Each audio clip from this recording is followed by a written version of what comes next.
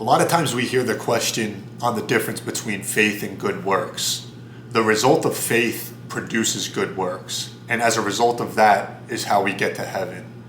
A lot of times we hear non-believers ask us, because I do X, Y, or Z, or because I do good deeds or what's considered to be good things here on earth, they believe that they should be able to enter heaven and that God should accept them.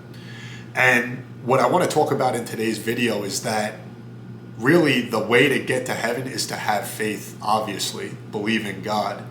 And again, the result of having faith should be to produce good works. And so I'm going to boil that down in today's video. If you guys find value, make sure to give it a thumbs up and subscribe to our channel. So imagine if you're on a plane that's about to crash and the person next to you gives you a parachute and tells you, obviously, if you use this, this is going to be the only way that you survive.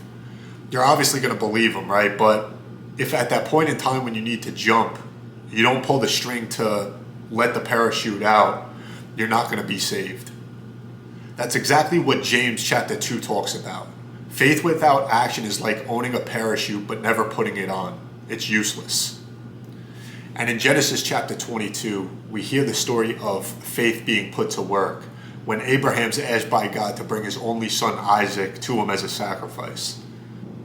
Abraham could have said that he trusted in God's plan, but true faith required him to act.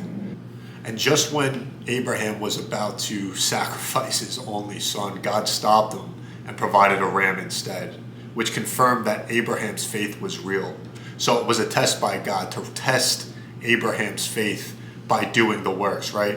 So if Abraham went up there without his son, does that really mean that Abraham would have had faith? It's an extreme example, and it's hard to understand. It's hard for me to understand, at least, but the moral of the story is that Abraham acted out on his faith, which is what we're called to do. The problem when we don't act out on our faith is called out in James chapter 2, verse 19. It says, even demons believe in God, but they don't follow him. Faith isn't just believing that God exists, it's trusting him enough to take action even when it's hard.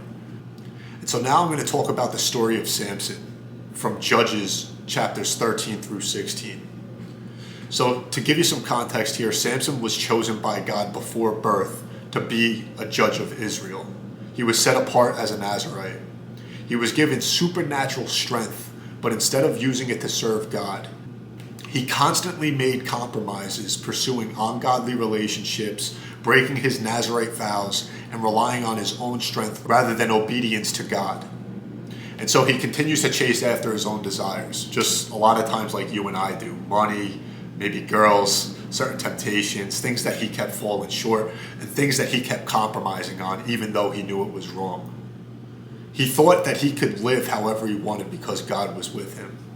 And a lot of times, just like in our lives, when we're winning, when we're doing good, we feel like God's on our side. We almost lose the paranoia that we have compared to when things aren't going how we had wanted them to go, right? So when things are going good, we almost feel like we're untouchable. And that's what we see happen here to Samson.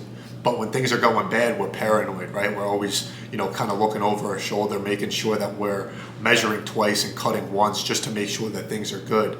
And so what we see happen here is that his disobedience eventually caught up to him. He lost his strength and was captured by the Philistines and had his eyes gouged out. And so we see this today. Many people say that they believe in God, but they don't live for him. They trust in his grace, but don't walk in obedience. Just like Samson, obviously he believed in God and knew that God was real, but he kept coming up with compromises, excuses, reasons to justify the things that he was doing. And like Samson, most people think that God will always bail us out. A lot of times when things are going our way, we don't think that anything bad can happen because we're on a roll. But faith without action leads to destruction. Not because God doesn't love us, but because our choices have consequences. The thing here is that Samson was redeemed, just like we can be redeemed. And this is the key here to make that change. Again, kind of talking on the point that I made in my last video, talking about come as you are, but don't stay where you are. Samson finally put his faith into action. He was blinded and imprisoned and cried out to God one last time, asking for strength. not for himself, but to defeat Israel's enemies. This time he acted in faith and obedience, and God answered. He brought down the Philistine temple, sacrificing himself to fulfill his purpose. And so the lesson here is that faith requires action before it's too late. Samson's life shows us that it's not enough to believe, but that we must act on our faith before we lose our strength, purpose, and calling. The good news is that even if we've made mistakes in our lives, God gives us a chance to return to him and be redeemed.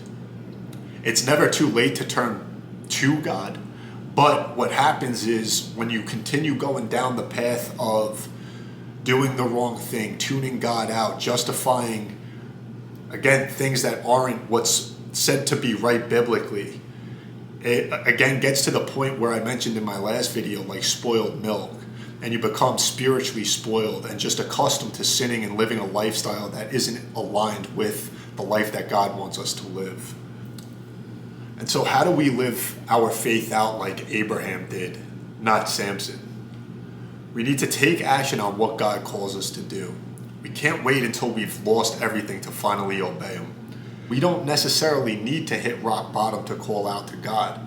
And it's okay if you're at rock bottom to bounce back from that, but it's not to say that we need to be at that point in our lives, that low level in your life, to call out to God.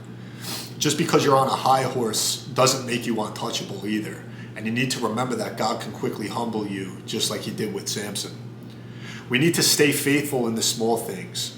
Samson compromised little by little, and that sin weakened his faith. Eventually, again, till he hit rock bottom, he was imprisoned, had his eyes gouged out. He finally called out for God one last time, and God came through. The last point is that we need to trust and obey, and not just believe. Faith isn't just knowing that God is real, it's living like he's in control. I hope that you guys found value in today's message. If you did, make sure to give the video a thumbs up, subscribe to our channel, share it with a friend.